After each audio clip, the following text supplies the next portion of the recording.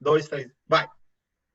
Boa noite. Hoje nós temos o Antônio Aristides. É uma pessoa maravilhosa, um professor fantástico, queridíssimo por todos os artistas. Hoje ele está aqui com a gente e vai falar de um tema muito legal. Eu acho que todos nós vamos estar morrendo de curiosidade e roendo as unhas. Antônio Aristides, mostre a sua cara. Bom, já está aqui. Eu sou brasileiro, né? Eu moro no Rio de Janeiro. Eu digo sempre que eu sou um capixaba que nasceu em Minas, né? Mas eu estou há 20 anos morando no Rio de Janeiro, sou professor universitário de várias disciplinas, né? De ilustração, cursos de moda e tudo, mas também de História da Arte, né? Que a minha formação original é em artes plásticas, e é isso, né? Hoje nós vamos conversar um pouco assim a partir de um evento da Idade Média, né? Que tem semelhanças com hoje em dia, e até algumas pessoas já fizeram essa analogia, né, que é a chamada peste negra, que foi uma leva grande de peste bubônica que teve na Idade Média, né,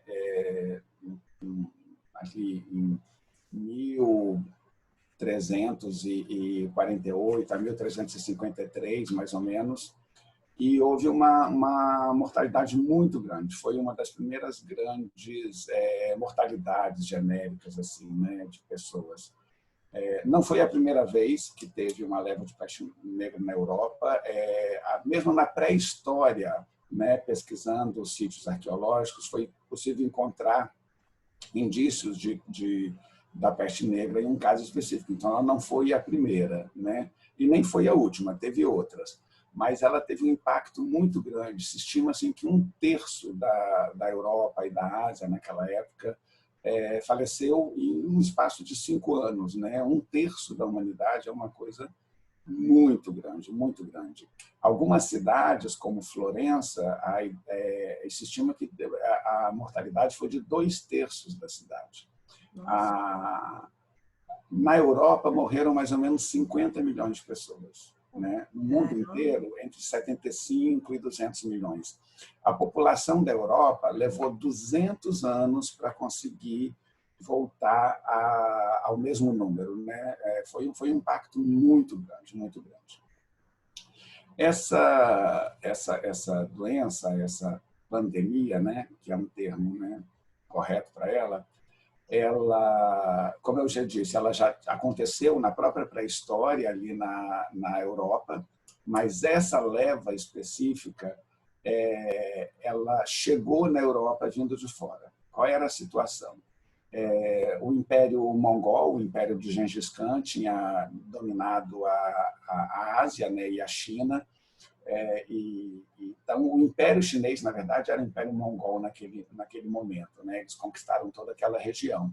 E, de algum lugar do Império Mongol, provavelmente ali próximo ao Himalaia, começou, então, essa leva específica de peste negra, que foi se alastrando pelo Império Mongol. E ela chegou até a Crimeia, que é uma região ali entre a Europa e a Ásia, e que era o limite do Império Mongol ali naquele lugar, né? Na verdade, naquela região específica, uma das tribos do Império Mongol, que eram os tártaros, e eles estavam sitiando uma cidade, tentando dominar uma cidade.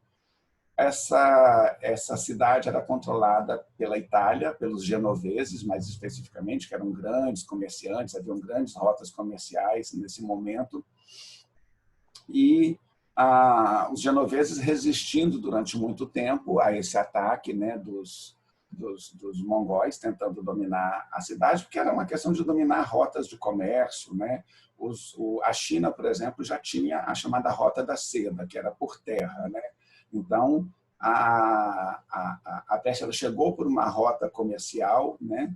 E quando está nessa região, há relatos, né, possíveis, inclusive, de que os mongóis tenham utilizado arma biológica. Eles, a partir do momento em que eles começaram a morrer com a peste negra, né, que tinha chegado lá, eles tiveram a ideia de jogar os corpos, né, das pessoas doentes, dos cadáveres, para dentro da cidade, catapultados por cima do muro, para contaminar a cidade. Bom, o fato foi que os genoveses acabaram fugindo dali, já contaminados, né?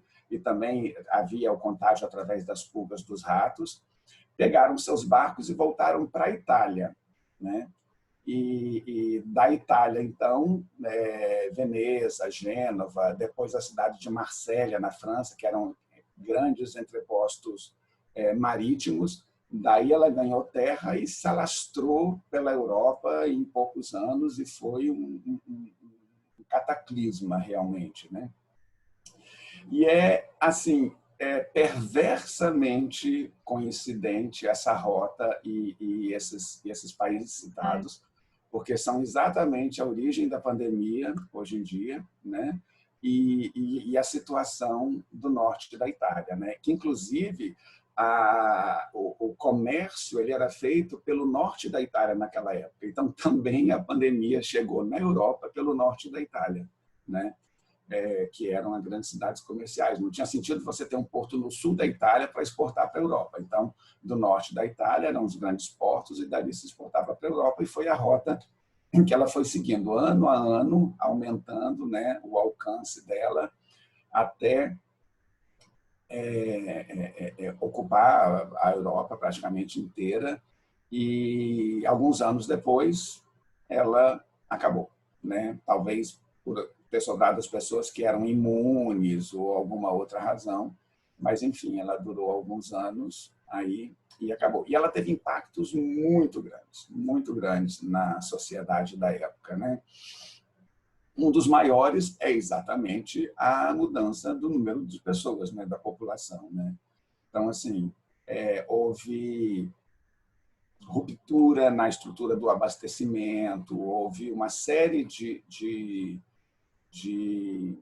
consequências, né? Ali, por exemplo, o preço das terras despencou, o preço de alimentos despencou, de certo modo, né? Por conta desse desequilíbrio entre pessoas e tudo, mas, em compensação, o preço de mão de obra aumentou muito, né? Exatamente pela queda do número de trabalhadores. Uma das consequências, por exemplo, foi uma das primeiras leis na Inglaterra para lidar com a questão do valor do salário, né?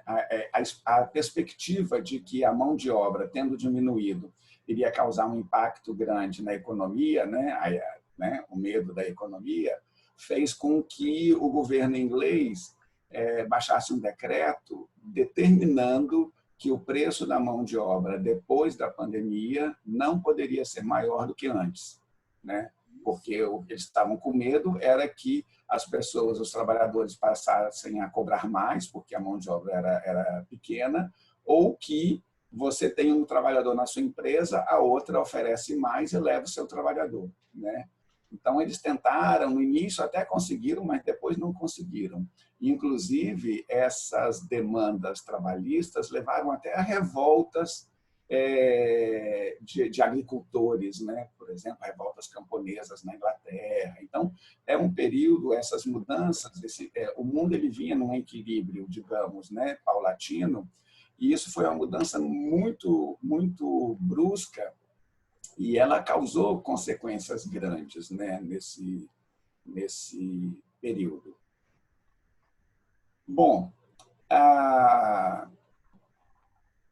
houve perseguições, uma das consequências também foi essa. Houve, por exemplo, as pessoas não sabiam exatamente de onde vinha a doença, eles não sabiam qual era a causa da doença, e a medicina também era muito ainda muito mais primitiva do que ela é hoje, por exemplo, infinitamente mais primitiva. Então, como eles não sabiam a causa, ninguém sabia como se contaminava, ninguém sabia de onde vinha o problema, e as pessoas começaram a imaginar coisas. Por exemplo, começaram a culpar os estrangeiros, os peregrinos, os ciganos, os judeus, né? houve cidades, houve populações inteiras de judeus, por exemplo, que foram dizimadas como sendo acusadas de terem criado. Quer dizer, uma outra coisa que acontece comum hoje também, a ideia de que aquela pandemia tinha sido produzida por um grupo específico com finalidades específicas de dominação, finalidades comerciais, né?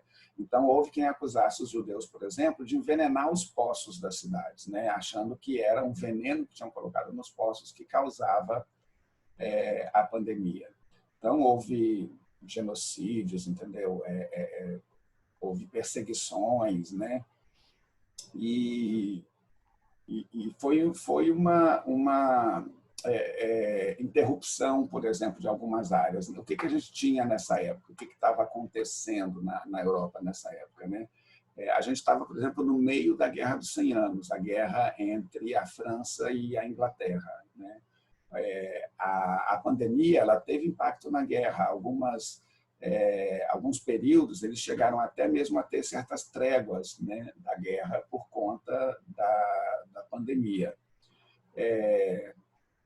E o mundo tinha algumas peculiaridades. Uma delas nesse período, por exemplo, o Papa o papado não ficava na Itália, ficava no sul da França, na cidade de Avignon. Não por conta da pandemia, né?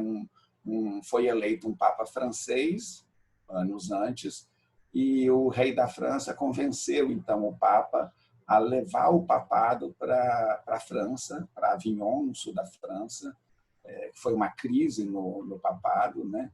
E durante vários anos os papas desse período não reinaram na Itália, né? Não dirigiram a igreja da Itália, eles dirigiram dessa cidade de Avignon, na França, né?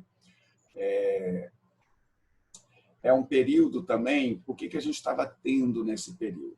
Esse período foi um período de grandes transformações na Europa. E essas transformações, de certo modo, estão ligadas, direto ou indiretamente, à pandemia. Por quê? Até ali por volta do ano 1000, a população era muito mais estabilizada nos lugares, viajava pouco, era muito no campo a população. A população das cidades era relativamente pequena, né? Os burgos, né? Como eram chamadas as cidades, né? Em algumas regiões. E foi um período em que começou, né? Nesse período, desde o ano 1000, as pessoas a se deslocarem, a ver rotas comerciais, começaram as cruzadas, né? Uma guerra religiosa com o Oriente, que estava ligada também a questões comerciais, que é o domínio de rotas de mercadorias, né? Houve muitas guerras e essas transformações fizeram com que as pessoas cruzadas elas começaram e terminaram antes da Peste Negra. Elas começam lá em 1090 e pouco e termina em 1290 e pouco também. Duraram mais ou menos 200 anos da primeira à última cruzada. E começam a haver rotas comerciais, né? Rotas de peregrinação. Então, as pessoas elas passaram a se deslocar. Uma dessas rotas de peregrinação é famosa até hoje, que é a de Santiago de Compostela, né? As pessoas passaram a fazer peregrinações por questões religiosas certas cidades santas. A Jerusalém, daí, né, as cruzadas, mas também a Roma, onde estava o túmulo de São Pedro, São Marcos estava enterrado em Veneza, e Santiago em Compostela, na Espanha, né, que se tornou um grande centro de peregrinação. Isso fez com que surgissem estradas, que surgissem grandes igrejas para dar conta dos peregrinos, né? O surgimento, por exemplo, da arte românica, que levou depois à arte gótica. A gente teve uma mudança na educação. A educação era centrada na mão dos padres, ela passa a ir para a mão dos professores mesmo, não mais dos padres, né? É a mudança que a gente chama da patrística para a escolástica. O surgimento das universidades nesse período. Várias universidades foram criadas nesse período, né? A arquitetura desenvolveu muito com o gótico. Então, nesse período, quando a gente chega na Peste Negra, a gente tem o período que está acontecendo a arquitetura gótica Muitas das principais catedrais da Europa, magníficas até hoje, foram construídas, né, mais ou menos nesse período. É o período do capitalismo, o surgimento do capitalismo. As rotas comerciais levaram ao surgimento de grandes empresas de comércio.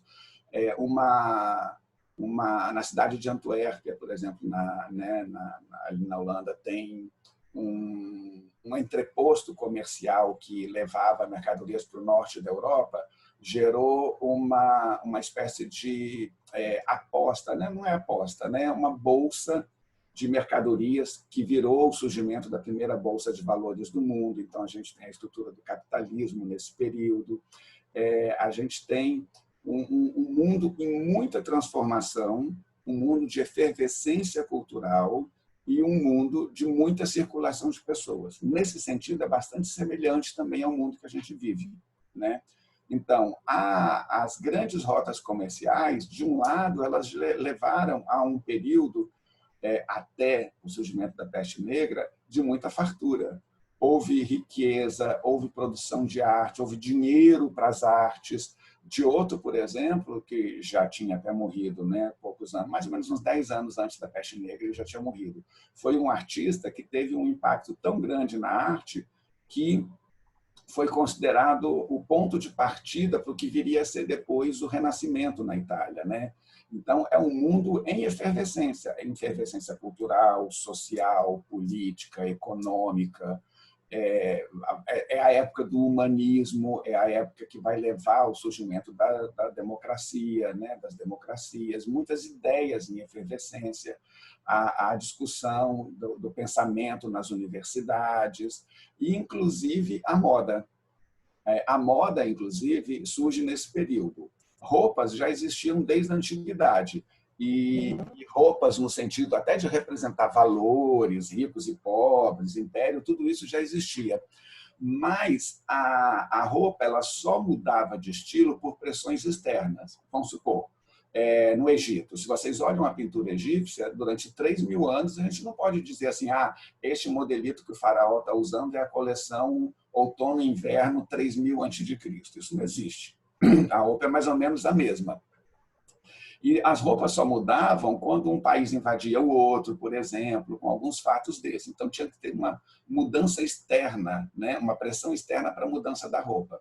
Por alguma razão ligada a esses fenômenos culturais, econômicos, ideológicos, dessa efervescência na Idade Média, de repente, a mudança da roupa, que era muito gradativa, muito lenta, né, e que dependia de pressões externas, ela se vira para dentro, passa a criar um motor interno de mudança permanente.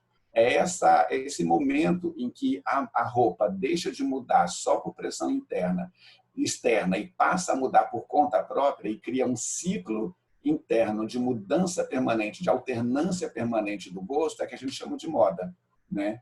Até essa época, por exemplo, homens e mulheres usavam roupa igual. Você vê gregos, homens e mulheres usando saias ou vestidos, romanos, né, no Egito, não havia diferenciação, né? E vai até o surgimento da moda na Idade Média. Essas coisas como humanismo, individuação, né, pensamento, colocação do homem no centro do universo, que vai acontecer nesse período, vai levar, né, nessa coisa da moda, uma coisa que vai acontecer pela primeira vez na história da vestimenta nesse período, que é a roupa do homem se diferenciar da roupa da mulher, né, o que a gente chama de dimorfismo sexual, que é a roupa da mulher e do homem era aquele roupão longo, né? Aí o que acontece? O da mulher passa a apertar na cintura, marcando a cintura, que leva, inclusive, ao surgimento do espartilho, e a masculina vai subindo, subindo, subindo, botando as pernas de fora, que leva ao surgimento da calça, né? Então, essa diferenciação, por exemplo, de roupa masculina e feminina, está acontecendo nessa época. Então, o conceito de moda, né, como a gente entende, que é uma alternância permanente do gosto, começa nessa época. Então, é uma época que muitos dos elementos do que é a gente hoje começou ali.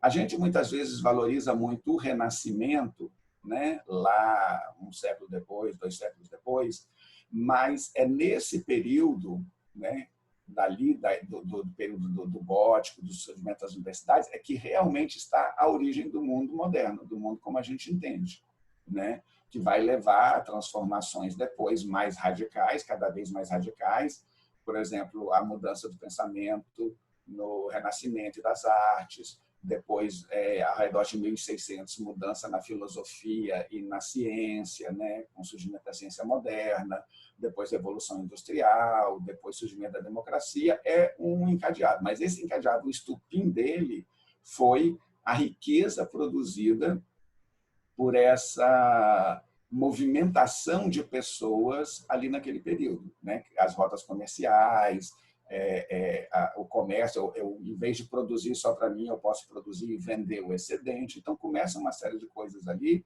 né? Democracia, capitalismo, moda, humanismo, né? Todos esses elementos eles são gestados ali naquele caldeirão daquele momento. Então, de certo modo, a peste negra ela é consequência dessas mudanças. Não a peste negra, desculpe. A pandemia, né? Uma pandemia, essa ou qualquer outra. Por quê?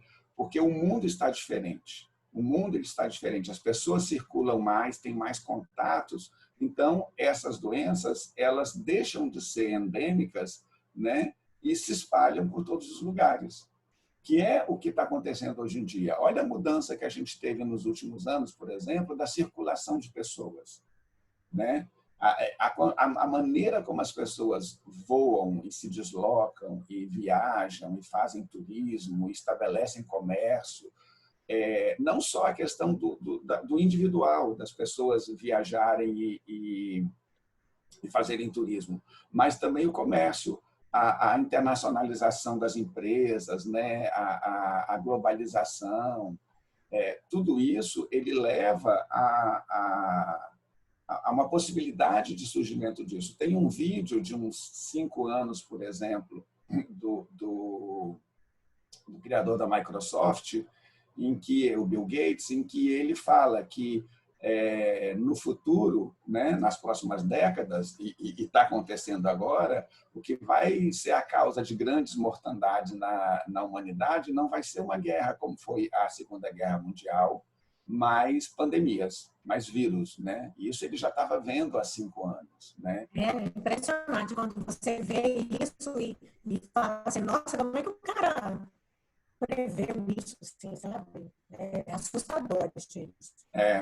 E exatamente o que é interessante no que ele diz nesse vídeo é como que, apesar de dar para imaginar isso, como que a gente passou nos últimos tempos por uma espécie de redução dos programas de qualidade de vida e de saúde e um incentivo nos programas de guerra, né? Muito dinheiro para a guerra, pouco dinheiro para a saúde. Isso é uma história que muita gente conhece em vários países, né? Não preciso apontar o dedo para ninguém, né? Então, assim, eu acho que dá para a gente repensar o mundo atual por conta disso. Agora, isso significa que nós vamos travar o mundo? Não. Não é uma questão de travar. Porque, naquela época, por exemplo, se eles tivessem travado o mundo não teria desenvolvido, não teria chegado onde a gente chegou. Eu acho que o nosso desafio é planejar o nosso desenvolvimento e a nossa evolução com essa revisão. Será que vale a pena a gente investir tanto em guerra e tão pouco em saúde? Será que vale a pena a gente duvidar tanto da ciência? É irônico a época em que a gente vive algumas questões, né? Sei lá, eu acho que já estou divagando demais aqui, já estou viajando na maionese um pouco. Imagens, professor, para a gente ver? Eu separei algumas imagens aqui, bem poucas, porque, na verdade, foi meio assim, eu estou dando aula, né? Como os professores estão dando aula online, e o fato de a gente estar dando aula online nesse momento é desafiador, porque a gente teve que migrar toda a nossa estrutura de curso, né, para esse sistema online, à distância, que não é a EAD tradicional não é a educação à distância tradicional, é a colocação da nossa sala de aula com os nossos alunos presenciais dentro de um sistema de multiconferência. Foi no tapa, nos trancos e barrancos, então os professores estão entre os profissionais, não são só os professores, tá? Por razões diferentes, vários profissionais, mas os professores estão entre os profissionais que estão enlouquecidos pela quantidade de trabalho, né? Dudu, seu microfone está desligado. Ligado? Pode falar, Dudu. Eu saí agora de casa e a minha mulher, ela dá aula durante o dia em uma faculdade e à noite em outra. Ela estava louca, estava totalmente maluca, porque tem 2 programas, esse que nós estamos usando e o outro que ela usa para outra faculdade. Ela falou, eu não aguento, não sei o que eu faço mais. É pergunta no WhatsApp, é aqui no computador. É impressionante, é loucura. Falando em pergunta, a Nina tem uma pergunta, né, Nina? Você quer fazer uma pergunta? Oi, gente, tudo bem? Aristides Correia, é um prazer ter você aqui com a gente, um prazer conhecê-lo e escutá-lo. Eu queria saber, assim, historicamente, o que você acha, depois que eu ouvi tudo que você falou, muito bacana, historicamente, por que você acha que a moda continua ainda ditando, influenciando muito, né, uma sociedade, dividindo classes e criando tribos e comunidades, enfim, qual que é a força que essa moda tem até hoje de dividir também, além de influenciar, ela divide classes sociais, né? Eu não acho que ela divide classes sociais. Eu acho que ela reproduz, né, a divisão de classes. Isso, não deveria. Não, eu não acho que ela divida. Eu acho que ela reproduz uma divisão que existe. O que acontece? A moda ela passa por diferentes estágios nesse período, tá? Você tem já a moda na Idade Média, já existe a crítica da moda na Idade Média. Tem um texto muito, muito engraçado de um padre, ainda lá na Idade Média, antes do Renascimento, dizendo que as pessoas não deveriam mudar a aparência. Ela vira para uma mulher, para uma, né, membro da igreja e diz, minha senhora, a senhora mudou o cabelo, mudou a cara, mudou a sua aparência. Deus não vai te reconhecer quando você chegar no céu. Como é que ele vai saber que você é você para deixar você entrar no paraíso? Ele não vai deixar você entrar no paraíso, não. Você mudou muito. Bom, passa por várias fases. A gente tem, por exemplo, no século XIX, o surgimento da alta costura. A gente tem o prêt-à-porter no século XX. A gente vai ter uma série de modificações. E entre essas modificações, principalmente, eu acho que dos anos 80 para cá, talvez, tem a mudança dessa ideia de uma cadeia única na moda, em que todo mundo segue a mesma estrutura, né, para a divisão em tribos, né, que a gente chama.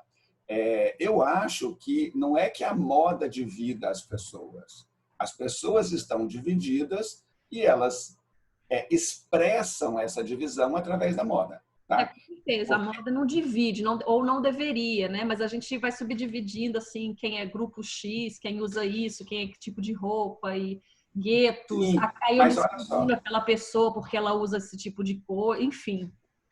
Mas isso acontece sempre. Isso acontece sempre, não adianta. A aparência, ela é uma questão de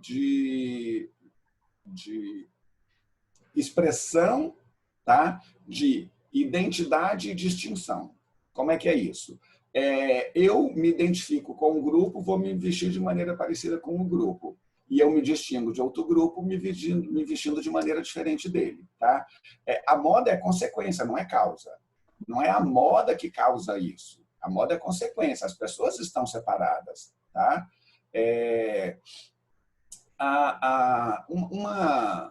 Olha, isso que eu vou falar aqui pode ferir algumas susceptibilidades, mas eu vou colocar aqui. Por exemplo, o que é a gente distinguir ou não distinguir, preocupar ou não preocupar? Eu não estou colocando no mesmo nível.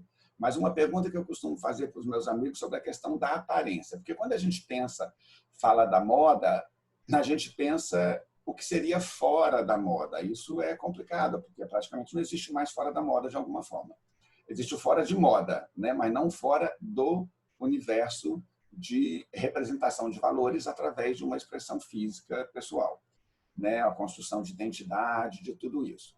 Por exemplo, tem gente que você vira e diz assim, fulano é uma patricinha, né? Só se preocupa com um modo e com o outro. Ou você vira para uma outra pessoa e fala assim, olha como a pessoa é desleixada, ela está sempre daquele jeito, né? Mas estar sempre daquele jeito desleixado não é também uma imagem construída? Se aquela pessoa não se importasse com a imagem que ela passa, ela poderia se vestir tanto daquele jeito deslocado quanto da patricinha. Pega uma pessoa que tem aquela imagem que você acha que não se preocupa com a imagem e veste ela de patricinha para ver se ela vai querer ou se ela vai gostar. Se ela não quer, é porque ela está preocupada assim com a própria imagem, com a imagem que ela constrói, tá? Uma pergunta que eu faço, né, para os meus alunos, e aí é o que pode ferir a suscetibilidade, não estou querendo criticar ninguém nem agredir ninguém, é só uma discussão. Eu pergunto assim, quem vocês acham que cuida mais da própria imagem?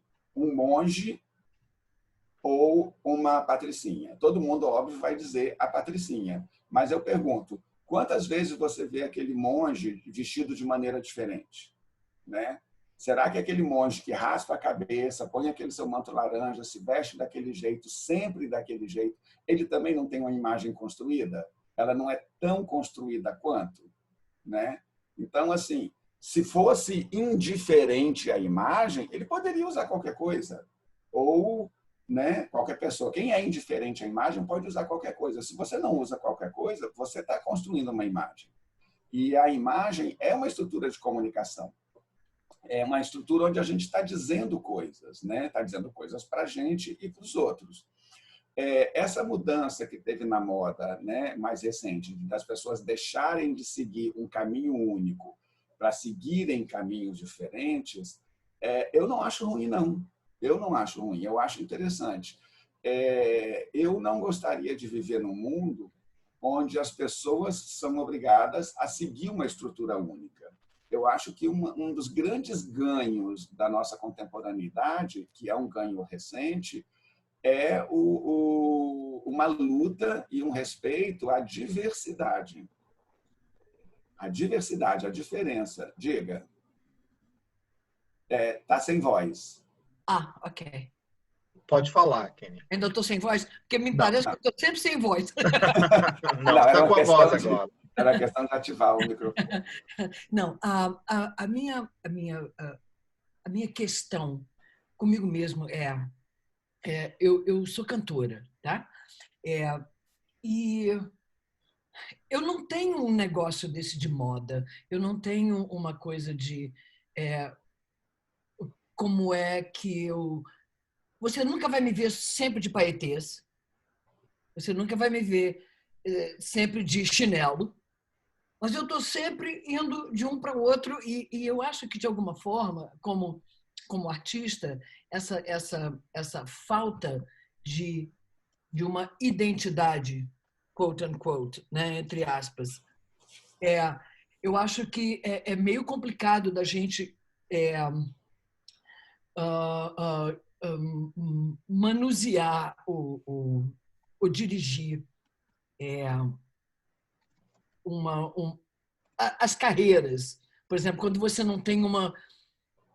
um dia, pô, eu tô aqui vestida, olha, tá vendo? Isso aqui é uma coisa de... Não tô brincando, não, parece brincadeira, mas eu tô com uma calça que é uma legging, que é perigoso nessa época, né? Vamos falar assim, que é meio perigoso ficar usando essas coisas. Mas é um negócio como você diz, do Dia dos Mortos, de uma celebração. E eu caminho, eu faço a minha coisa, eu faço outra. Quando eu vou cantar, às vezes eu fico super confusa, sabe? Com o que... meu Deus, mas esse lugar é assim, assim, assado, então eu tenho que vestir isso assim, assim, assim. Então, eu não sei como lidar com isso. Eu acho que isso, às vezes, até me incomoda muito, entendeu? Eu acho que ocupa muito, muito tempo na minha cabeça, sabe? De como é que eu vou me apresentar diante dessa situação. Dá para entender?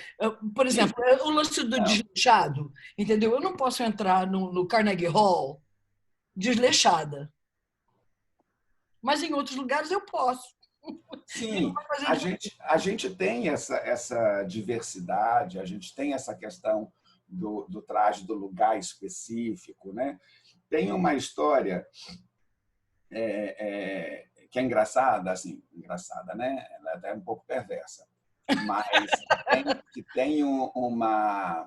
tem uma colocação dela até no Pequeno Príncipe, tá? Ok. E que aconteceu de maneira diferente recentemente. No Pequeno Príncipe tem uma parte em que ele diz de um cientista, um astrônomo, não sei de onde é, de algum país, né, do Oriente, que vai apresentar no Congresso Internacional uma descoberta que ele tinha feito. E ninguém dá atenção à descoberta dele por causa das roupas com que ele vai.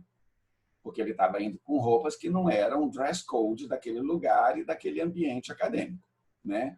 E aí todos riem dele. No ano seguinte, ele volta vestido com uma roupa adequada, diz a mesmíssima coisa e todo mundo para ouvir ele. Oh, God. Okay. Né? Que é a questão exatamente da imagem. Recentemente aconteceu isso por causa de uma fonte de letra. Uns acadêmicos apresentando um trabalho, né, num PowerPoint, num congresso, utilizaram a fonte Comic Sans, que é aquela que parece letra de quadrinho, né? E que é a coisa considerada meio um tabu. Ninguém prestou atenção no que o cara estava dizendo, nem se era bom ou se era ruim. Simplesmente o bochicho foi, olha aquele cara apresentando, um cientista apresentando um PowerPoint com a Comic Sans, né? Então, assim, é a mesma situação. O que acontece? É muito frequente que a gente indique isso, aponte isso, mas, no fundo, a gente faz isso. No fundo, todo mundo faz isso. Todo mundo avalia, de uma maneira ou de outra, as pessoas pela maneira como elas se apresentam para a gente. Pode não ser tanto pelo óbvio, do tipo assim, aquela pessoa é bonitinha, eu acho que eu vou dar atenção a ela, ou aquela não é, mas por outras razões. Você pode achar assim, aquela ali é a bonitinha demais, ela se preocupa demais com a imagem, ela é vazia, eu não me aproximo com ela. Isso também não é um pré-julgamento, tá? Do mesmo jeito. Eu acho que o problema ele vai estar ali onde existe o excesso e o descontrole, tá? Mas, de alguma forma, a gente vai lidar com essa questão sempre, sabe? A gente faz isso, é natural do ser humano, não estou dizendo que seja certo, mas é natural do ser humano fazer esses pré-julgamentos, tá? Alguns deles são leituras em níveis sutis, tá? Não são nem, digamos, pré-julgamento por preconceito. Por exemplo, a gente olha uma pessoa, dependendo com como a pessoa se comporta, gesticula, até mesmo se veste, entendeu? O tom de voz, como ela fala, a gente lê coisas nas pessoas, né? Tem livros sobre como ler as pessoas a partir do gesto. Por exemplo, você está conversando com uma pessoa, uma coisa que você fez agora que eu vou ler, tá? Por exemplo, eu estou aqui conversando com você. Aí você fala alguma coisa e eu faço esse movimento aqui, tá? Aí estou aqui, você está falando, está falando. Aí, de repente, você faz um comentário e eu faço isso, tá? Você não vai ler o que eu fiz? Você não vai ler? Não é significativo? Ela é produtora de sentido, tá? Ela é produtora de sentido. Eu acho que o excesso no se preocupar com a própria aparência, falseando, na verdade, isso, tá? Ou o excesso na preocupação com o que a gente vê nos outros, realmente podem ser problemáticos. Mas eu não, assim como eu falei do monge, tá? Não existe fora da aparência. Não existe fora do visual. Não existe como você ter uma aparência que seja 100% destituída de produção de sentido, tanto do que você é quanto do que as pessoas podem ver. Se você sair na rua nua, você está fazendo produção de sentido. Se você botar um lençol preto em torno de você, você está fazendo produção de sentido, entendeu? Então, assim, você está dizendo coisas e as pessoas estão lendo coisas. Tem uma coisa que eu vi interessante uma vez sobre linguagem, tá? que a gente pensa quando a gente pensa na linguagem? A gente pensa na linguagem como uma ferramenta, né? Eu posso usar a linguagem para dizer alguma coisa. Então, a gente tende a pensar a linguagem como um martelo, tá? Por exemplo, eu fui lá, usei o martelo, bati, usei, é uma ferramenta. Então, eu sou uma pessoa, estou aqui, existe esse espaço ao meu redor, aqui tem uma ferramenta, eu preciso dela, eu vou lá e uso e devolvo, tá? Então, a gente tende a pensar as coisas da gente como ferramentas. E a própria linguagem também. A linguagem é uma ferramenta que eu utilizo para dizer alguma coisa a alguém, tá? Para comunicar. Só que, será que existe fora da linguagem? Será que existe fora disso? Ou seja, um momento onde não haja linguagem? Se você sai na rua, você diz assim, eu não estou comunicando nada a ninguém. Você tem certeza disso? Ninguém está lendo você? Ninguém está, né, decifrando você, interpretando você, tendo preconceitos? Ou, né, eu estava no ônibus com uma prima que é médica, tá? Ela olhou para uma pessoa e falou assim, aquele cara ali está com isso, é um problema assim, é a glândula salivar que inchou, a operação é assim. Eu nem tinha prestado atenção. Por outro lado, eu presto atenção em um monte de coisa que as pessoas não prestam, pela minha formação em desenho, entendeu? Então, a gente está sempre lendo as coisas o tempo inteiro. Então, eu li isso sobre de que talvez a linguagem não seja uma ferramenta onde agora eu estou usando, agora eu não estou usando. E a pessoa disse que a linguagem, na verdade, é como se fosse um ambiente e nós estamos mergulhados nela. E não existe fora da linguagem. Tá? Porque, assim, se eu olho você, essa imagem que chega nos meus olhos e atinge o meu cérebro é linguagem visual. O som é linguagem, o tato é linguagem. Como que eu estou sentindo essa cadeira? Através da sensação do meu corpo. A minha pele sente a cadeira e esse impulso chega ao meu cérebro. Isso tudo é linguagem, de alguma forma. Não língua, no sentido como palavras, mas são linguagens. Então, assim, eu não tenho nenhuma outra maneira de entrar em contato com o mundo, nem comigo mesmo, a não ser através da linguagem, através da representação. Então, se não existe fora da linguagem, e a aparência é uma construção de linguagem, também não existe fora da aparência. Então, eu posso manipular essa aparência ou eu posso não manipular, mas ela vai continuar sendo comunicadora, né? Então, eu acho que o excesso aí vai ser problemático, mas não dá para ter a ausência total. Assim como é possível a ausência total de comunicação, para mim é impossível a ausência total de uma relação com o mundo através da aparência. Então, interessante. Né? Sei lá.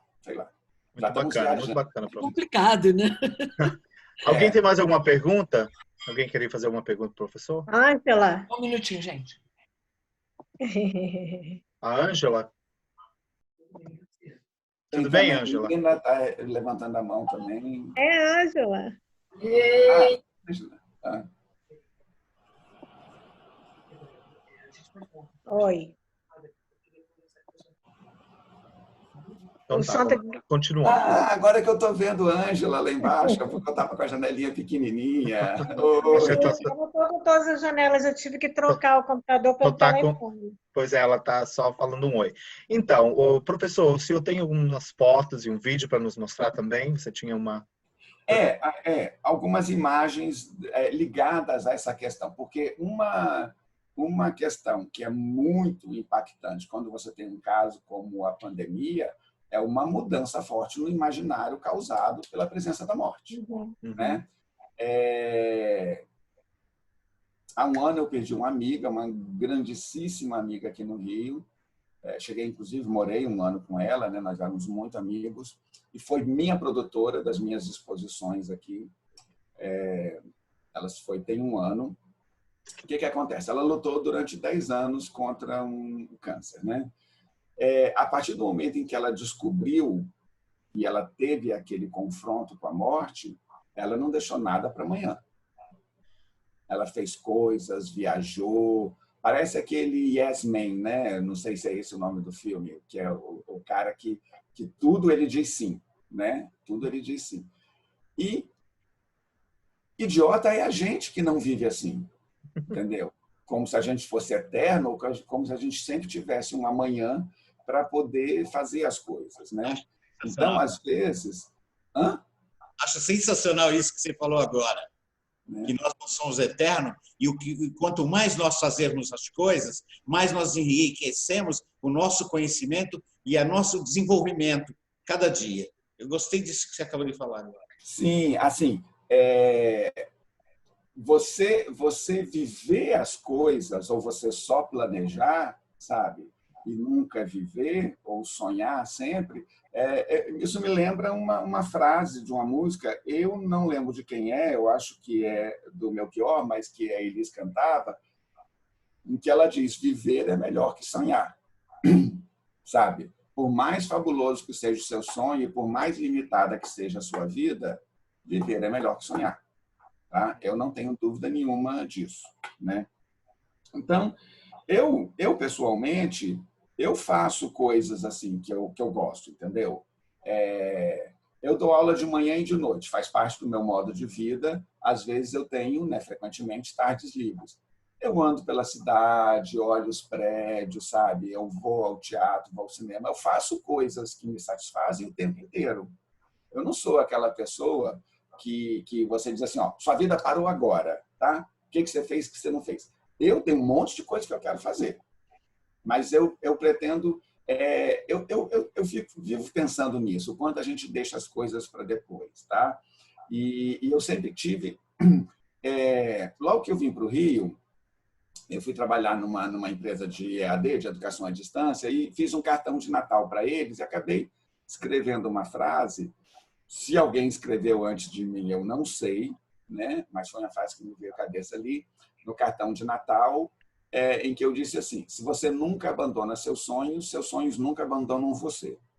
Né? No sentido assim, nunca deixe de sonhar, nunca deixe de ter sonhos. Mas o ano passado eu tive repensando isso e eu falei para um amigo meu, ela se assustou na primeira vez, né? Que eu falei assim, eu decidi que eu não quero mais ter sonhos. Ela falou assim, como assim? Eu falei assim, eu não quero mais ter sonhos, eu quero ter planos. É diferente, tá? É completamente diferente. Porque no sonho a gente se permite que ele continue sendo sonho. Eu não quero mais ficar sonhando, eu quero planejar. Tá? Eu quero ter planos e ir atrás dessas coisas. Né? Fora a quantidade de coisas que eu larguei na minha vida, eu estou sempre pensando assim, quando que minha vida vai começar? Sabe? Eu estou sempre assim, quando que minha vida vai começar? Óbvio que quando eu olho para trás, eu vejo a quantidade de coisas que eu já fiz. Mas eu estou sempre aqui, quando que minha vida vai começar? Quando que minha vida vai começar? A gente está sempre querendo que ela vá para um outro patamar. Mas a vida é o caminho da gente, né? Acabei de fazer 60 anos, tem um mês, né? Até um mês e um dia eu não estava no grupo de risco, agora eu entrei no grupo de risco, né? Foi assim, fiz 60 anos, virei grupo de risco. Bom, enfim, o tempo passa, as coisas passam, mas se você não vai realizando o tempo inteiro, a cada momento, é complicado. O que eu sou da minha vida? O que eu quero fazer da minha vida? O que eu sou? Eu sou um artista? Não sei. Quando eu olho para o que eu faço, eu vou dizer, eu sou um professor. É o que eu faço. Se eu disser assim, o que você deixou de contribuição para o mundo? Em relação com os alunos. Isso eu não tenho dúvida. Tá? Na minha cabeça, eu sou um artista. Mas no mundo, na minha relação com o mundo, eu sou um professor. Sabe? É o que eu sou e é o que eu sempre fui desde criança. Enquanto na minha cabeça, criança, eu era o artista, sabe? Minha mãe falava, o vizinho está precisando de uma aula de matemática, vai lá e ajuda, sabe? Criança eu já era professor, sabe? Isso sempre foi mais forte que eu, sempre foi muito intenso, né? Voluntária ou involuntariamente. Eu tive vários estagiários quando eu trabalhava numa revista na Fiocruz. Os estagiários adoravam trabalhar assim, por quê? Porque eu ensinava o tempo inteiro. Eles eram meus estagiários, eram meus alunos, sabe? Eu não estava ali para esconder o jogo dele, nem de ninguém, né? Então, mas isso, assim, de qualquer forma, eu via essa minha amiga e pensava bem assim, ela está vivendo, está fazendo as coisas e fez um monte de coisa. Ela nunca tinha antes viajado para o exterior, feito uma série de coisas. Ela viajou, inclusive comigo, a gente foi para Londres, a gente foi para Paris, entendeu? Nas viagens, e ela foi sozinha para outros lugares também, fez coisas, viajava, passava férias, costurava, fazia coisas em casa, cuidou da casa, sabe? Então, ela assim, ela vivia intensamente. Ela já era uma pessoa intensa e ativa, mas ela virou uma turbina nesses últimos 10 anos. Tá? Ela viveu com uma intensidade assombrosa. E eu ficava pensando, eu tenho que fazer isso, eu tenho que fazer isso. E eu vou dizer, eu me peguei olhando para a varanda anteontem e pensando, cara, será que eu vou sair dessa vivo? Será que eu não vou? Quem é que vai sobreviver ao vírus? A gente não sabe, né? Como vai ser essa situação? Né? Você tem garantia de que eu sou saudável, eu nunca fumei, eu não bebo. Quando eu faço meus exames, teve um médico que olhou para mim e falou bem assim, seus exames são absolutamente monótonos. Eu nunca vi um exame tão regular, tudo certinho no lugar, é monótono. Sabe? Então, mas que garantia eu tenho? Não tem, é uma loteria, sabe? Né? Você pode achar, eu sou saudável, tem gente novinha, né? Morrendo, e tem gente de 100 anos de idade saindo do hospital, sobrevivendo ao vírus. Então, assim, ele não corresponde a todas as lógicas. Então, eu não tenho certeza se eu vou estar vivo daqui a um ano ou não. Não tenho. Né? Nem amanhã pode cair o prédio onde eu moro, sabe? Né? Então, isso a gente não tem. Mas, pela primeira vez, eu me peguei, assim, diante dessa pandemia, tendo um pouco esse impacto que essa minha amiga teve. Óbvio que para ela foi muito mais marcante, porque era uma questão real. Né? Não estou dizendo que a pandemia não é real, estou dizendo que ela em mim ainda não é real. Né? Ela é uma possibilidade. Mas eu me vi pensando, eu acho que eu não saio disso do mesmo jeito que eu entrei, não. Acho que o mundo não sai também do mesmo jeito que entrou. Exatamente. Entendeu? Agora, eu espero, já vamos dar a palavra ali para Alexandre, mas só para eu concluir uma coisinha. Eu espero que isso permita a gente repensar valores, sabe? Por exemplo, relação com a natureza. Loucura a gente olhar a foto do fundo do Canal de Veneza. Sabe? É verdade. Existia fundo do Canal de Veneza? Existe, está lá. Foi só deixar ele quietinho um pouco que a gente viu. China sem poluição. Não sabia que era azul. Eu não sabia. Norte da Itália sem poluição, China sem poluição, né? São Paulo, as pessoas vendo o céu de São Paulo, sabe? Então, assim, com poucos dias de mudança, com poucos dias, falaram até que a camada de ozônio está conseguindo se recuperar um pouco, sabe? Então, eu lembro de uma frase que eu vi uma vez uma pessoa falando, né? Dizendo o seguinte, a natureza ela não se defende, ela se vinga.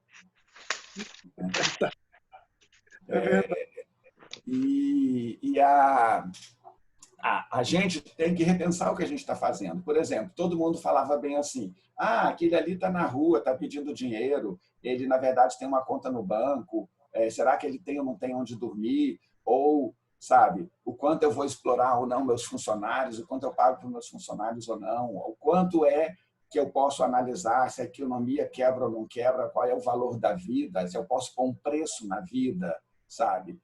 Tem muitas coisas para a gente pensar. E eu acho que a gente está vivendo pessoas que tinham um projeto, por exemplo, de levar ao extremo uma relação de mundo, que estão tendo que rever valores. Você tem gente que era contra a saúde pública na posição de defender a saúde pública hoje, né? É o caso do SUS no Brasil, né? O ministro ele era crítico dessa questão do SUS e está aí hoje vendo que é o caminho para você lidar com o muito, né? Para você lidar com uma pessoa, você pode falar em hospital, mas quando você fala em humanidade, é saúde pública, não é saúde individual. As pessoas não sabem o que é saúde coletiva, não sabem o que é saúde pública.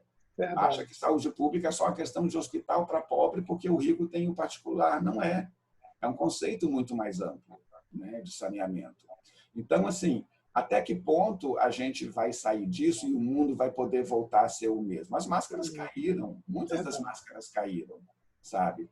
Eu acho que o mundo tem que repensar. Eu vou me repensar individualmente, já estou me repensando individualmente, espero que o mundo se repense. Porque não dá para cometer os mesmos erros, não dá para a gente cometer os mesmos erros. Sim, fale, Alexandre. Está aberto para mim? Pode falar. Professor, foi um prazer imenso escutar você, senhor, que é senhor, não pela sua idade. Tanto faz. Eu pela forma de tratamento mesmo, que eu cresci assim. Mas justamente esse ponto é que eu estava recordando, quando você falou, do que eu estava lendo hoje. Então, eu peguei alguns artigos, até de falar para vocês também, a todo mundo que está aqui presente, a respeito da questão do aperto de mão. O aperto de mão teve vamos dizer assim, que foi um surgimento entre 1500 a 1600, uma forma de apresentar a mão direita para mostrar que você não portava arma. Não estava armado. Não estava armado. Então, a mão esquerda não era muito apresentada, uma vez que ela era usada para limpar as partes íntimas, uma vez que eram feitas as necessidades físicas e tudo mais. Então, só a direita então era apresentada e a mão direita da outra pessoa se apresentava e ia em direção à mão direita da pessoa em forma de bem-vindo, você está aceito, você está aprovado. Então, dessa cultura surgiu a questão do aperto de mão. Eu estou falando isso porque até então eu eu li aqui na América pesquisadores e estudiosos e cientistas também do alto escalão do conhecimento mundial contemporâneo, eles estão determinando que com pouco mais a humanidade não tratará um ao outro com aperto de mão. Aí eu estava falando agora que o mundo talvez não fosse mudar, não estaria mudando depois da epidemia. E isso realmente eu concordo com o senhor, com você, porque realmente muita coisa está por vir. Não só a respeito do globo como um todo na questão ambiental, como você falou, das camadas de ozônio e tal, tudo mais, mas para com a sociedade em si, para com o tratamento do indivíduo, um para com o outro. Então, isso me tocou bastante. Eu vou ver se eu escrevo alguma coisa e colocar e postar isso para as pessoas tomarem conhecimento a respeito desse novo ponto para se trabalhar na questão social, a questão do simples aperto de mão, nem da máscara, que é muito mais, vamos dizer assim, direta ou afetável, eu não sei como descrever isso, mas a questão do aperto de mão, que nós sempre fazemos isso. E eu me recordo que logo no início dessa quarentena, eu fui convidado para um jantar de pessoas realmente que confiava que não estavam infectados e nada. Então, era no começo também, no início do processo. Então, eu fui e lá realmente existiu essa questão do tocamos os cotovelos um do outro, como a questão do aperto de mão, substituindo o aperto de mão. Então, se o senhor quiser falar alguma coisa a respeito disso, ou puxar isso, seria interessante. Eu acho que, numa primeira instância, as pessoas vão repensar algumas questões do contato, principalmente enquanto a pandemia puder voltar. Porque, por exemplo, na China, né? A China está sem novos casos, mas está com uma lei draconiana lá, impondo limites a tudo, né? Mas vai chegar uma hora que isso vai acabar, vai chegar uma hora que isso vai passar. Ou, no caso, por exemplo, se todos os países conseguissem fazer como a China, o vírus ia acabar. Não ia sobrar nenhum vírus vivo, né? As pessoas infectadas iam se curar e não iam contaminar ninguém. As que nunca se contaminaram não iam ser contaminadas, e a gente ia chegar a um ponto em que não precisaria contaminar todas as pessoas para criarem anticorpos, como algumas pessoas defendem, né? Na China, ela foi controlada, não foi deixando todo mundo gripar para criar anticorpos, né? Foi com outra maneira, que foi matando o vírus, não deixando que uma pessoa contaminada contaminasse o próximo. Tá? Se o mundo inteiro conseguisse fazer isso, que é virtualmente impossível, você poderia terminar a pandemia e o vírus morrer antes de ele infectar todo mundo. Agora, você vai ter sempre o risco, durante um bom tempo, dela voltar. Né? Porque sempre vai... Se sobrou um contaminado, pode começar tudo de novo. Se tiver um monte de gente que nunca foi contaminada. Né? Mas eu acho, assim, eu sinto uma nostalgia nas pessoas hoje em dia. Tá? Algumas pessoas estão colocando assim na internet: primeira coisa que eu vou fazer quando acabar a quarentena é dar uma festa e abraçar todos os meus amigos. Né? Então, assim, porque existe essa questão do afeto. A gente pode repensar a maneira como ele é expressado. Mas que as pessoas estão sentindo necessidade do afeto, elas estão. A tecnologia, até outro dia, era endemonizada. Quem é que hoje em dia fala para um garoto assim: menino, larga esse celular e vai para a rua? Né? Hoje a gente fala: menino, larga essa rua e vai para o celular. A gente inverteu tudo isso. Eu não sei como vai ser. Isso eu não tenho como te responder, não tenho um juízo de valor sobre isso. Mas eu acho que talvez as pessoas repensem um pouco essa questão do afeto também. Eu acho que Tarcísio está ali pedindo para falar. Pode falar, Tarcísio. Olá, tudo bem, pessoal? Eu fui convidado por Nina. Cheguei aí no meio da aula, estava até meio perdido aqui com o tema. Não, o tema ele foi o ponto de partida, ele não é o ponto de chegada. A conversa é orgânica agora, a conversa é orgânica. Igual a vida, né? Você tem um ponto de partida, mas você não tem um ponto de chegada. Exato. Isso. Muito bom. Então, eu queria agradecer primeiramente aí ao professor Aristides. Eu não sei de onde ele é, não sei. Mas eu, gente, sou de Pernambuco, gostaria de me apresentar aqui. Também sou professor, sou formado em História, mas sou professor de Jardim da Infância aqui. Sou também músico. E agradecer aqui o espaço que vocês estão trazendo, esse projeto. Mostre sua cara, né? Uhum. Muito interessante as colocações sobre mudança de hábito, se vai haver mudança de hábito na pandemia.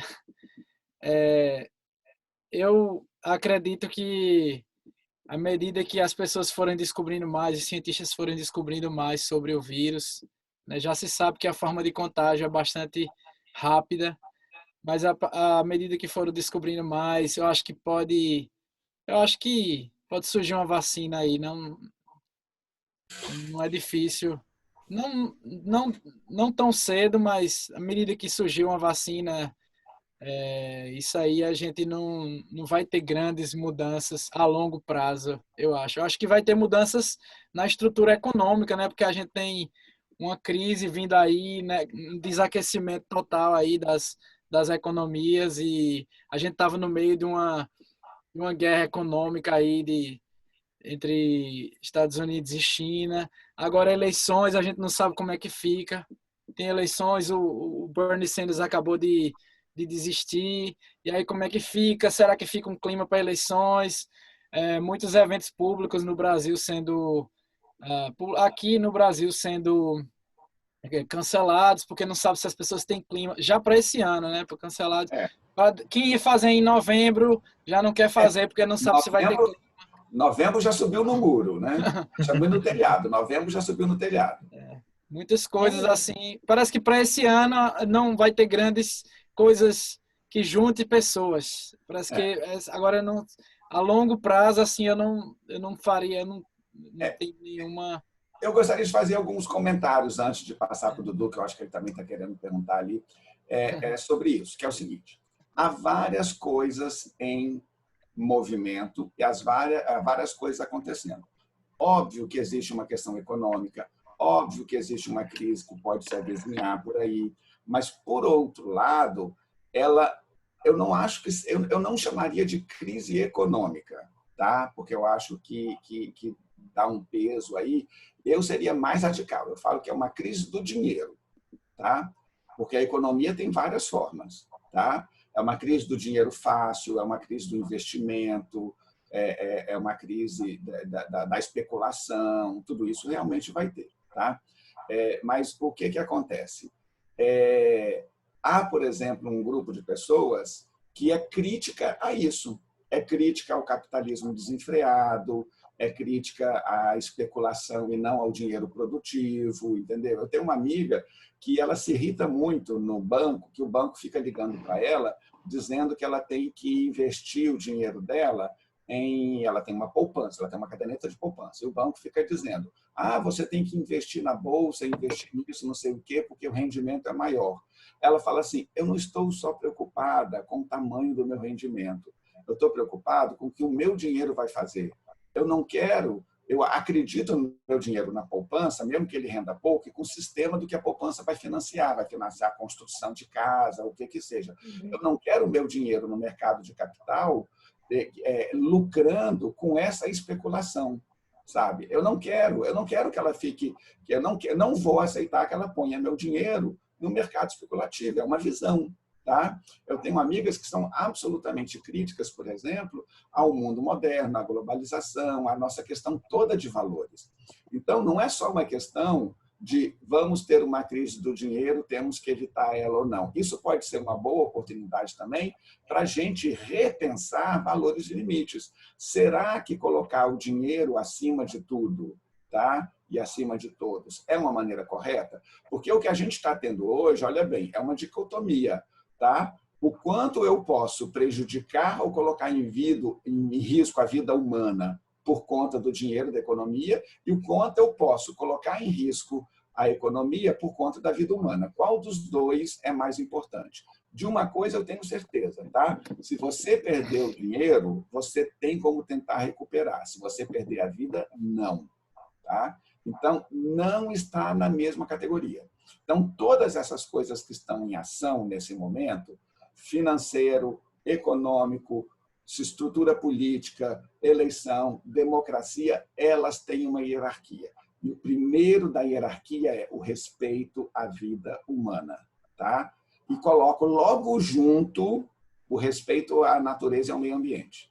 Tá? Porque não tem como ter um como o outro. Eu acho que o resto vem abaixo.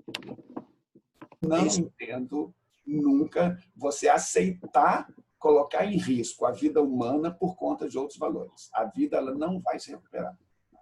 Eu volto nisso, mas vamos lá, continua, podem falar. Nesse assunto que eu queria falar com Aristides, para ver, olha, nós temos aí eu lembro que eu trabalhava numa fábrica que fazia rolos, roletes e cavaletes. Eles saíam do Brasil para comprar lá na China, porque era muito mais barato, ok? Hoje, nós estamos vendo que a China está querendo comprar empresas na Alemanha, a Merkel fechou, não quero vender para eles. Aí o seguinte, essa coisa de barato que compra-se lá... O barato a qualquer preço, né? E aí, você falou agora, que eu não queria perder esse raciocínio, você falou a respeito da vida. Imagina quantas vidas são sacrificadas, não julgamento, eu não estou fazendo julgamento, sacrificada para que o custo de um bem, de um processo que eles têm de fabricação, quantas vidas vão se apagando, salários baixos, etc, etc. Eu acho que essa preocupação sua, que você falou por último, a sociedade, o ser humano, a natureza, eu acho que ela está perdendo nessa situação. Não quero fazer crítica nem o governo, não é isso. Ela está perdendo no mundo em que a gente está vivendo. Mas essa crise é uma crise de modo de vida, de modo de mundo. Será que vale a pena, tá, a gente atacar tanto o mundo, a natureza e tudo, por um grauzinho a mais de luxo? Porque não é nem de conforto. A gente já passou do limite do conforto. A gente vive no acesso ao luxo.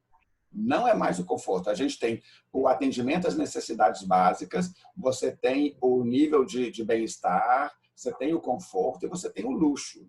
Tá? A gente hoje vive no comércio do luxo. Tá?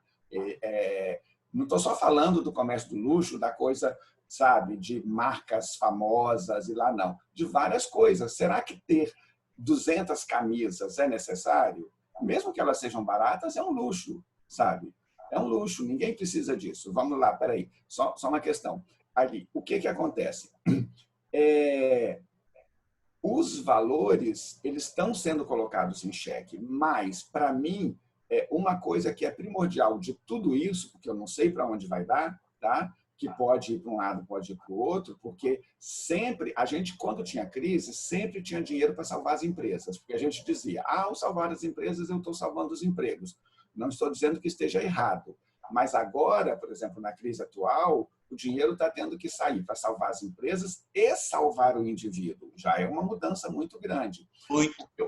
Por que a crise na Ásia foi diferente da gente? Tá? E isso a gente tem que aprender. Porque a crise que eles já tiveram antes, porque várias começaram lá, são países superpopulosos, tá? Com outros modos de vida, criou protocolos. E a gente não tem protocolo. A gente está... tem um filme antigo chamado Esses Homens Maravilhosos e Suas Máquinas Voadoras, tá? Que né, quem viu Sessão da Tarde no Brasil viu esse filme, que são pessoas que vão fazer uma corrida de avião. Tá? Então, elas têm que voar, e desce, tá, e dorme, aqui, voa, outro trecho, vai, desce. Que é uma corrida, se não me engano, de Londres a Paris, não tenho certeza. E vários países mandaram representantes. O representante da Alemanha, né, nessa época da Primeira Guerra, ali, ainda a Alemanha bem militarizada, Bismarck, aquela coisa toda, então, eles satirizam um pouco isso. Então, o cara que a Alemanha mandou era um militar, né, que tinha que seguir regras, que nunca tinha andado num avião, e mandaram ele, o avião e o manual de voo. Então, ele pega, vai começar a corrida, ele abre o manual, como que eu faço o avião levantar? Eu aperto isso, para o avião levantou. Aí, quando ele está lá em cima, ele abre o manual. Como é que eu faço o avião continuar voando?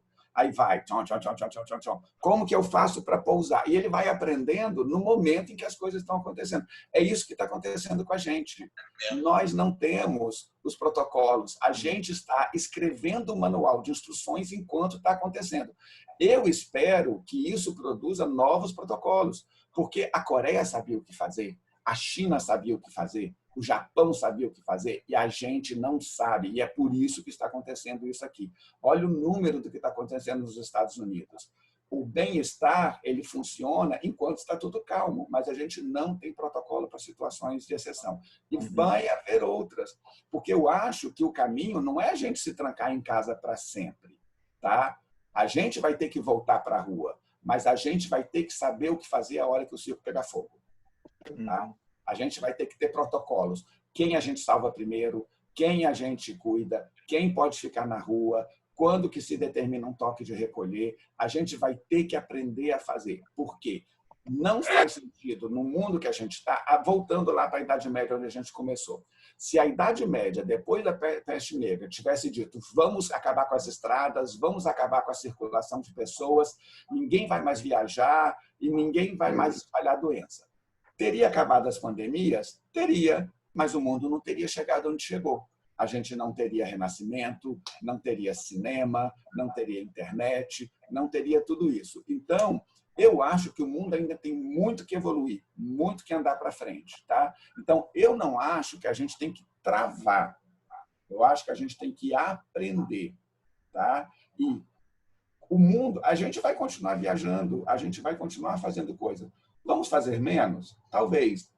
Vamos fazer com mais cuidado? Espero que sim. Mas nós vamos continuar circulando, tá? Espero que com outros valores um pouco mais seguros, mas vamos continuar circulando. Então, o mundo não volta mais para a caixinha, tá? Nós estamos na caixinha agora por conta da pandemia, mas ela vai acabar e o mundo vai voltar para a rua. Agora, a gente tem que aprender quais são os procedimentos em caso de crise, porque as pandemias vão ser muito mais perigosas do que as guerras. A gente acha que o mundo está em conflito e em guerra, mas o mundo nunca viveu tanta paz por tanto tempo. Da Segunda Guerra para cá, o número de guerras que acontecem no mundo é o menor da história da humanidade. Nossa, sabe? A humanidade nunca esteve sem guerras. O mundo nunca foi tão pacífico, por mais que a nossa sensação seja de insegurança. Você andar na rua de Nova York no século XIX era uma aventura. Isso está lá no Gangue de Nova York, o filme, sabe? Era uma aventura em todos os sentidos. Nova York, comparativamente, é muito mais segura, mesmo na época lá dos anos 80, quando você tinha uma criminalidade, ainda era muito mais seguro do que era no século XIX. A gente vive um período de prosperidade, de estabilidade, de paz, de desenvolvimento, tá? Apesar da nossa sensação. De onde vem a nossa sensação? Principalmente da informação. Um cara espirra na China, o resto do mundo entra em pânico. Uma pessoa é assaltada na Tijuca e em Ipanema todo mundo entra em pânico. Sabe? Professor, nós não estamos correndo demais? Em qual sentido? Não, em sentido de tudo rápido, esquecendo a paz que nós precisamos ter espiritual, moral, equilibrado. Nós estamos correndo demais, Sim. né?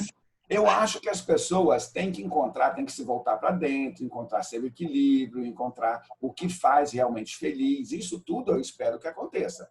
Né? Antigamente se falava assim, o mundo vai entrar na era de aquário, né? Vai ser tudo bicho grilo, tudo bacana, legal.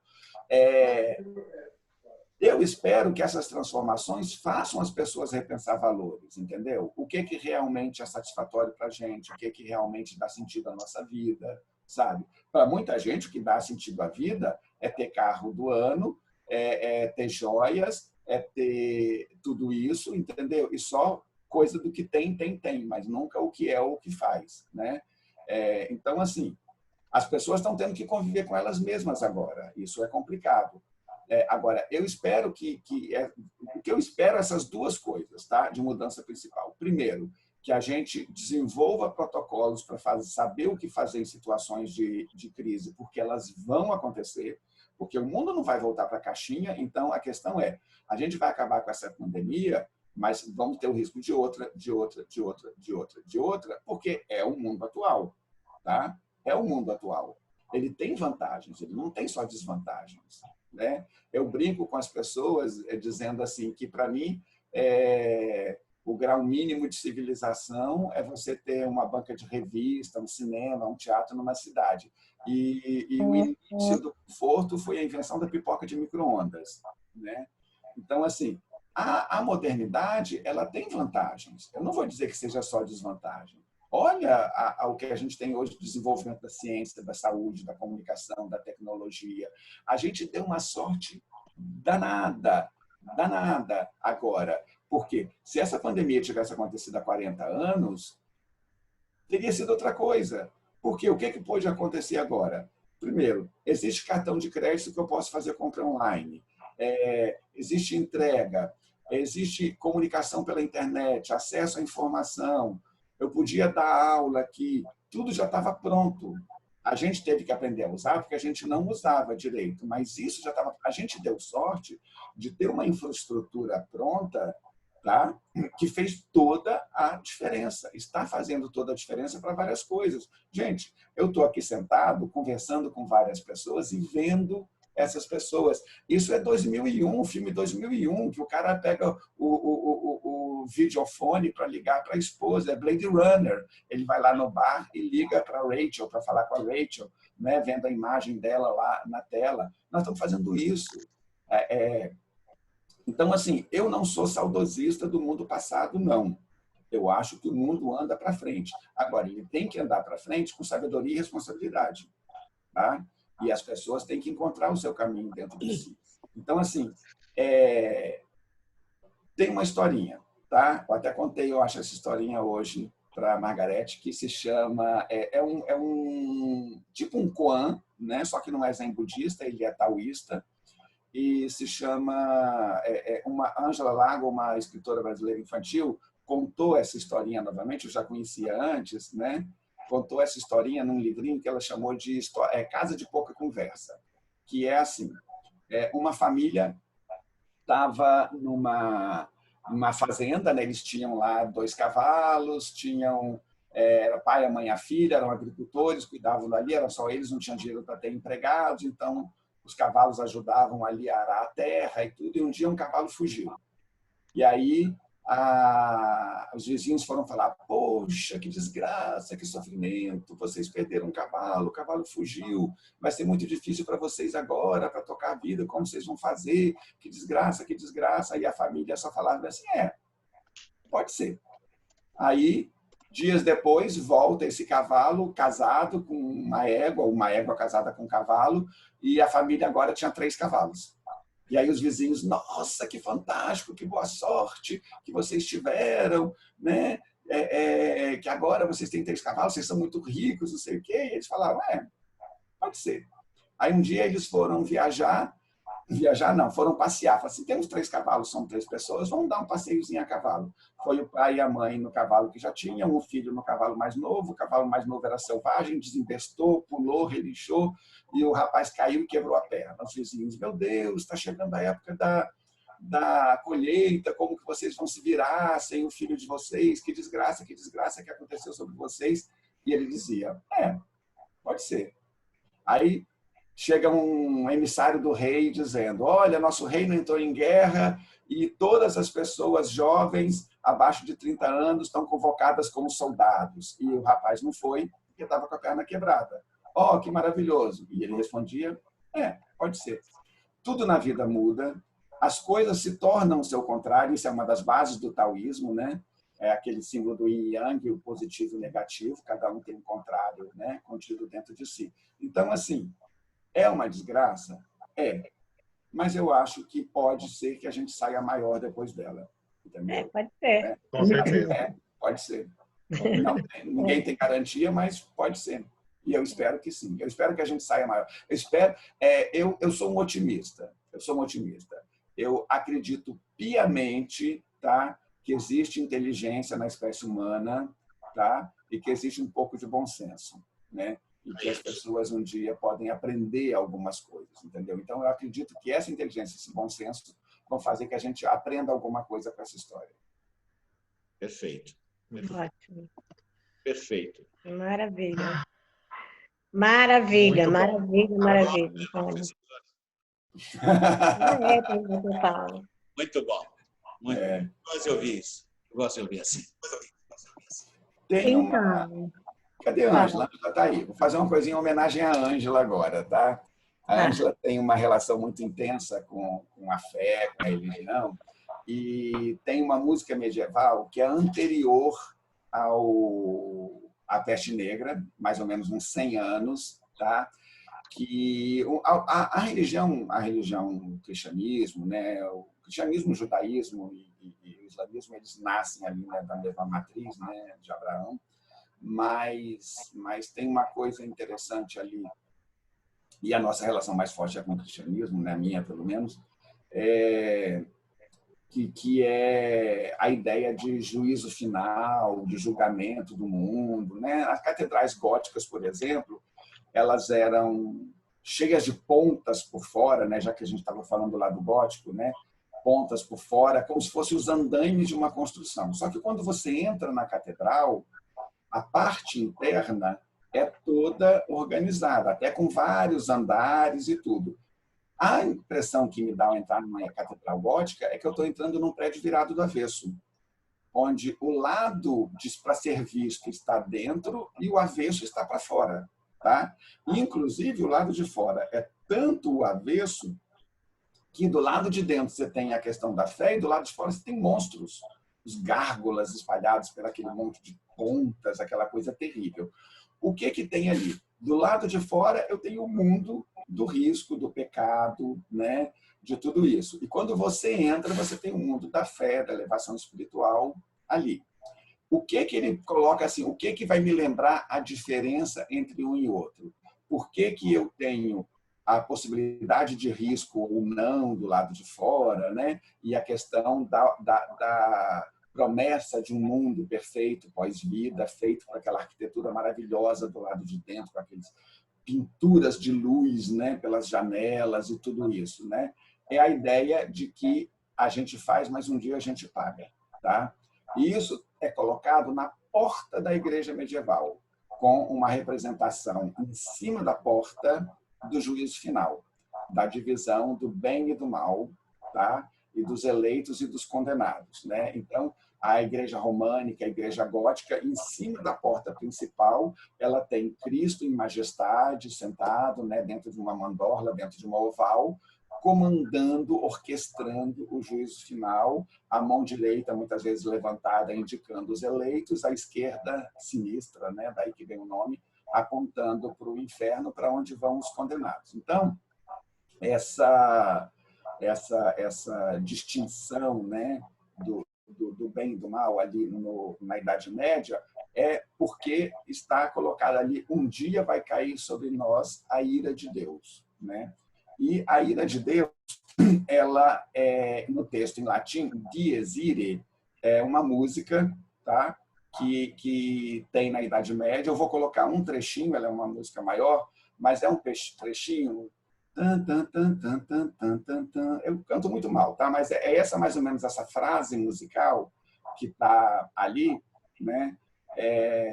Eu tenho um grande mérito musical, tá? Eu reconheci a minha total incompetência, tá? É um super mérito que poucas pessoas têm, tá? Mas vamos lá.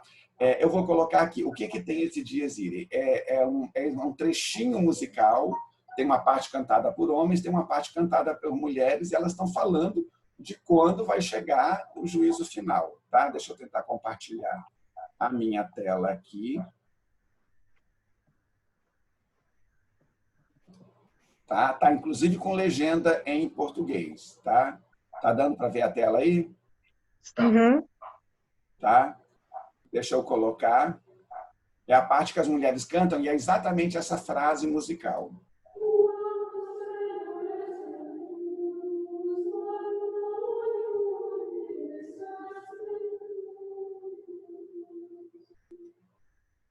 Tá? Vou colocar só esse trechinho.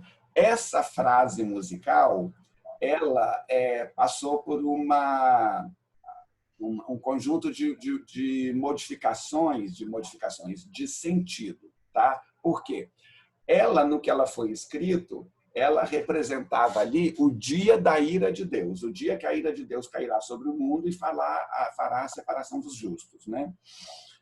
Só que, com o tempo, ela passou a ser associada à morte, tá? E, em alguns casos, ela passou a ser associada a um grande mal que algumas pessoas foram associar ao diabo. Ela passa uma curvatura, ela começa com Deus e passa a representar o diabo ali. O que foi isso? Não Bom, sei. Na Idade Média, essa coisa o imaginário foi muito transformado por essas coisas da morte. Já tinha a morte como uma coisa natural da vida, tá? Mas a peste negra jogou isso na cabeça das pessoas e mudou. Então, você tem, por exemplo, algumas representações. Uma delas está aqui também, deixa eu colocar aqui, é a chamada dança macabra, né? A dança macabra é uma representação da vida como uma dança a caminho da morte, tá? Então, a gente tem aqui nessa imagem, por exemplo, esses esqueletos carregando, dançando em direção ao túmulo, né? Ricos, pobres, né? Religiosos. Ela não vai poupar ninguém. Isso faz parte de um conceito medieval chamado memento mori. Memento mori lembre-se de que você vai morrer. Essa palavra ela existe até em algumas igrejas e tudo.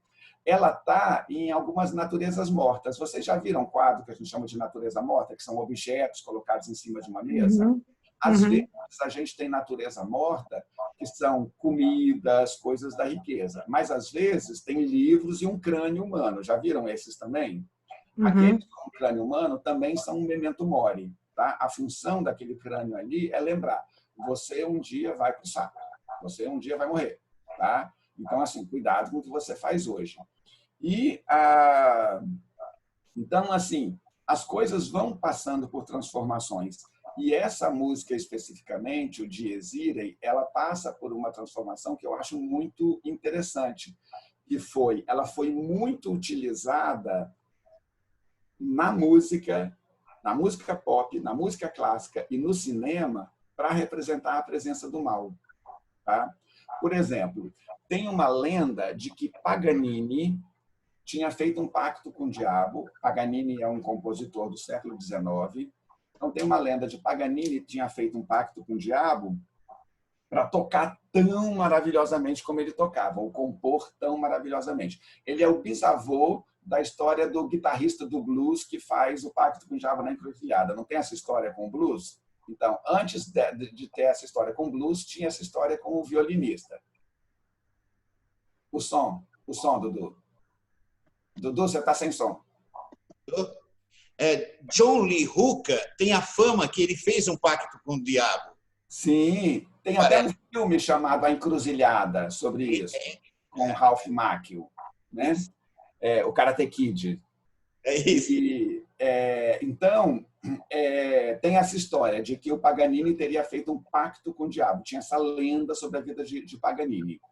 E aí ele compôs uma música que é um tema super interessante, que ele faz algumas variações. Ele apresenta um tema e faz umas poucas variações para violino.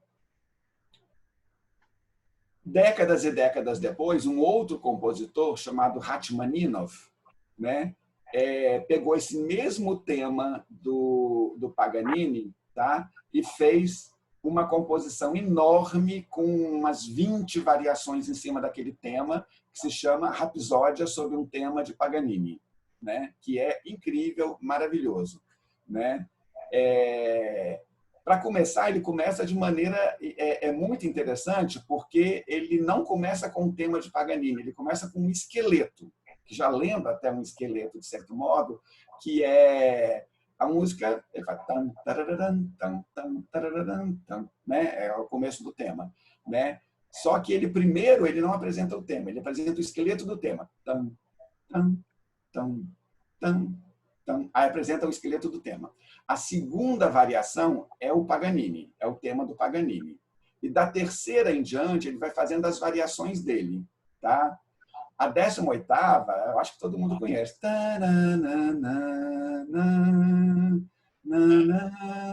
Essa é a 18ª, famosíssima, tocada até separado. Pois bem, numa dessas variações, não me lembro qual, ele está tocando a variação e o que entra?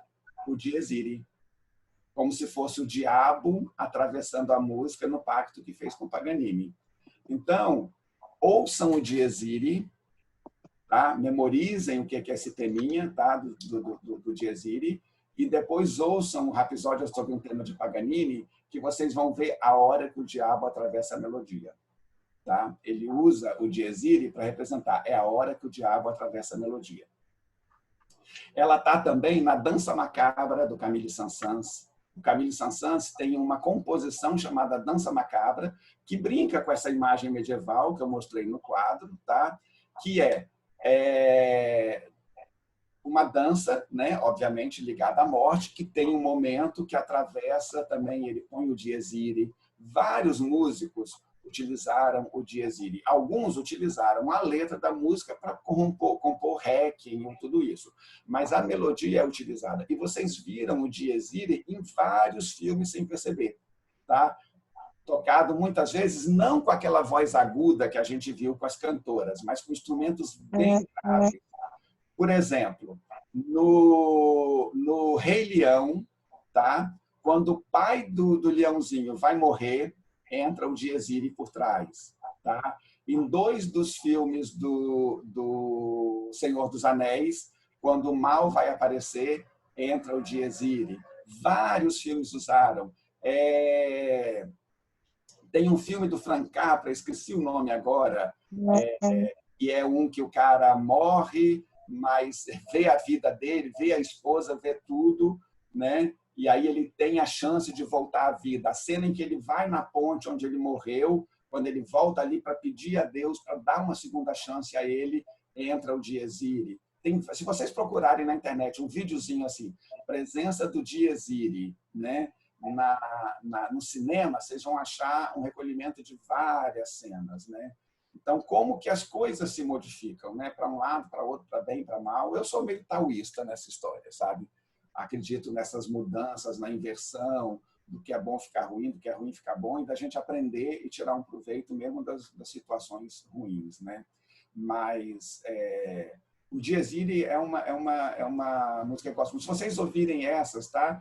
O Carnaval, a Dança Macabra, né? Você tem o Dies Irae e o episódio sobre o tema de Paganini eu acho genial, né? Porque inclusive é ligado à história do Paganini, né? Porque a Dança Macabra é um tema medieval que ele pegou e musicou, né? Mas a presença do Dies Irae no Paganini, no episódio sobre um tema do Paganini, do Rachmaninoff, eu acho muito bacana, genial. E ela é claríssima a hora que ela aparece. Toninho. Diga. Oi, cadê você? Vem cá, você volta de novo pra gente? Eu acho que sim. Eu gostei aqui, né? Que bom. Não sei se foi tolerável para vocês. Não, sim. São 9h da noite. A Misa caladinha ali o tempo inteiro. Tá desenhando, Misa? Eu conheci ela hoje. Não estou desenhando, não. Tem uma hora que você estava assim, eu falei, Misa, não para de desenhar. Misa é minha aluna, minha pupila. Estou escrevendo. Ela está no TCC1. Então, ela vai levantar a mão falando que tem que voltar. Tem que levantar. Todo mundo levanta a mão, que tem que voltar. Tem que levantar, tem que voltar. Eu gostei. Não, que bom. E aquele negócio da história das aulas, a gente está de pé, né, Cid? Com certeza. Quero agradecer ao professor por ter o seu tempo para vir aqui falar tanta coisa bacana. Acho que foi muito bom. Foi assim, 2 horas assim, que eu nem percebi que passou. Podia ser mais 2. Mas, porque eu troquei de computador, já estou no telefone, a bateria já está acabando. Eu, por via das dúvidas, já vim para o computador direto, né? Mas, pois o meu deu alguma coisa, eu perdi o som dele, e aí não sei. Mas eu quero agradecer, claro, Toninho, para mim a Toninho, né, professora Chico, mas, assim, carinho e... Gente, é isso mesmo, ele é um contador de história.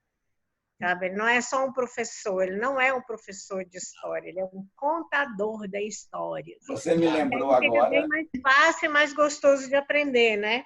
Então, eu queria mesmo que você voltasse... Só um instantinho. Você me lembrou agora uma agência de publicidade que eu trabalhei, o dono da agência me botou um apelido, Forrest Gump. Forrest Gump, exato. A gente tem outros apelidos para ele também. Depois eu conto nos bastidores. Mas, assim, foi muito legal. Quero que você volte. Com certeza todo mundo adorou. Eu quero que as suas alunas venham, eu quero conhecê-las, eu quero ver. Sempre estou lá dando like nos trabalhos quando você posta. Eu acho fantástico. Eu sou o maior fã dos meus alunos. E então venha, traga, se você quiser trazer alguém para falar do trabalho, nós estamos aqui, mas nós queremos saber mais, tá? Você me prepara mais aulas, e não precisa, você vê que começa o assunto, daqui a pouco outra pergunta, você muda. Mas obrigada, muito obrigada mesmo, você mostrou a sua cara, a sua alma, seu saber, você mostrou tudo. Isso aí é a minha consideração, muito obrigada. Muito obrigado. Fala, Dudu, as considerações finais, rapidinho. Eu só quero deixar um texto que eu escrevi e o professor... parabéns, eu acho sensacional a história. Eu amo, eu fiquei vidrado aqui. Eu quero só deixar um pedacinho de reflexão para a gente. Em tempos de isolamento, nem abraços e nem palavras. Vamos tomar um café? Não se ouve mais. Pena. Logo, esperamos. O bullying vai ferver e o calor do abraço vai voltar. Eu queria fazer uma homenagem ao professor, que eu queria dar um abraço em você, professor. Muito bom. Alguém mais queria fazer alguma consideração final antes de o professor se despedir da gente? Foi maravilhoso. Nossa, aprendi muito. Volte sempre. Seja bem-vindo. Obrigado, bacana. Ângela, que saudade. Eu quero que você venha também falar sobre os seus desenhos. Tem que voltar a produzir, que está meio devagar aqui. Agora com a pandemia, posso até voltar, né? Vai, com certeza. Ei, Torinho, mandei um recado para você no telefone. Eu vou ver aqui. Então, vai lá, professor, suas considerações finais, por favor. Deixa eu fazer uma coisa aqui. Ok. Considerações finais? Fiquem em casa. Perfeito. Então, te esperando lá, se encontra na semana que vem. Fiquem em casa. Semana que vem, tá? Aí vem assistir os outros. Amanhã a gente tem um fotógrafo fantástico. Queria muito. Eu quero mostrar minhas fotos também. Pode vir, pode falar das suas fotos, mostrar suas fotos, seus desenhos, seus portfólios que ele faz maravilhosos. Foi o meu primeiro portfólio, igual o meu primeiro sutiã, foi ele que fez. Não fiz o seu primeiro sutiã. Foi ele que fez, eu tenho tudo aqui. Olha. Professor, vou te seguir, hein, professor? Ok. Uma ótima noite a todos. Tchau, Cid. Tchau, uma ótima noite a todos. Tchau, obrigado. Boa noite. Voltem sempre. Muito obrigado. Amanhã, às 7h30 eu já estou dando aula. Nossa, mano, tá doido. Tchau. Tchau. Amém, professor. Ok, eu vou sair também. Obrigado.